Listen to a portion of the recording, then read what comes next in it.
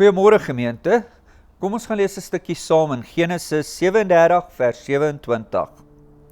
Kom ons verkoop hom aan die Ismaeliete, ons moenie sy lewe neem nie, hy is ons broer. In hierdie gedeelte sien ons dat Josef se broers hom verkoop. Wat die mens bestem met versleg, het op die ouend van die dag uitgedraai vir goed. Ons sien bietjie later dat Josef sy hele familie gered het van hongersnood. Net so kan God enige situasie omdraai. Wat die mens baie keer bestem vir sleg, kan God omdraai en dit bestem vir goed.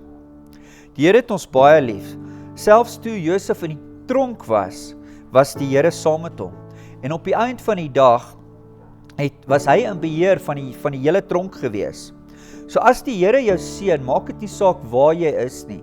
Al is jy partykeer op 'n plek wat jy dalk voel, ja, dis nie die plek waar jy moet wees nie. As die Here saam met jou is, sal hy jou seën en jou deurdra. Al die donkerte in die wêreld kan nie een vuurhoutjie se lig doodmaak nie.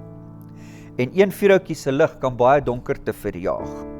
So kom ons bid vandag saam, dat ons die lig in die wêreld sal wees. Laat ons lig vandag sal gaan laat skyn. En laat ons 'n verskil maak. Maak nie saak waar ons is nie, al lyk die omstandighede nie altyd rooskleurig nie. Kom ons bid saam. Here Jesus, ons bid dat ons vandag ons lig sal laat skyn. Laat ons sal wees, Here, daar waar U wil hê ons moet wees. En laat ons 'n verskil sal kan maak in hierdie wêreld, waar dinge partykeer baie donker lyk, Here, en ek weet dat ewen net soos wat Josef in die tronk was, Here, daarso was U saam met hom gewees, en U het laat sy lig daarso skyn.